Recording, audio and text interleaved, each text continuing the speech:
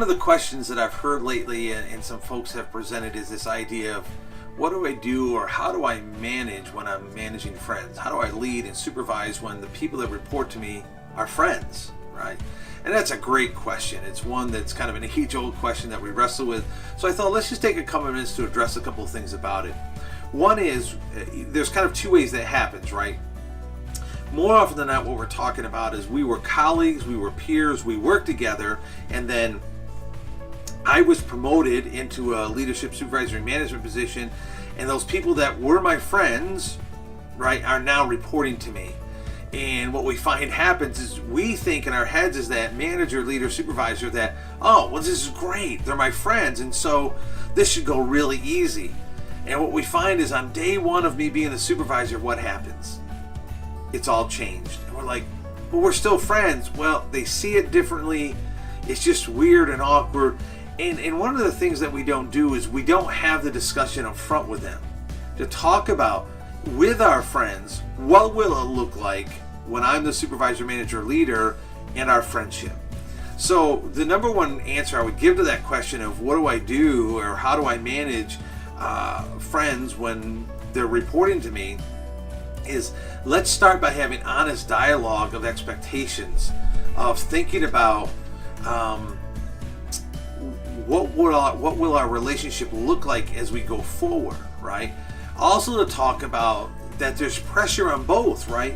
Because you can't spend the same amount of time, you can't have the same conversations, excuse me, with your friends that you did before. And to help them understand, it's not because you think any less of them or their friendship, it just has to be a little bit different. So another part of this is we have to manage and set expectations around our relationship called a friend. And that when we're at work, it's going to have to be a little bit different than it once was. And that's just a reality. And after work, we can still hang out, but we have to be careful too that one, we don't play favorites, right? That we don't send the message that I'm talking to them about things I'm not talking to others about, that I'm not relying on them more than others, that I'm not giving them information or asking their input on things that I'm not giving or asking from others.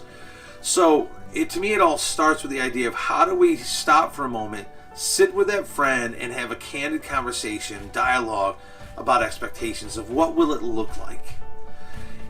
Also, I would suggest that expectations are higher for your friend, and they need to understand that is that because they're your friend, they need to do better, right? They need to be a high-performing employee for you and make your life easier and not harder, right? So that you don't have to have difficult conversations and potentially jeopardize the friendship. So where I start is number one, have candid conversation and dialogue. If you're being promoted into a supervisor position and you've been working with these people and some of them are your friends and close friends, before you get to that position, sit with them one-on-one and talk about what will it look like. What are the pitfalls? What are the dangers? What are the risks? What are the good things? What's exciting about it? And then begin to lay out how will this work? How will we communicate?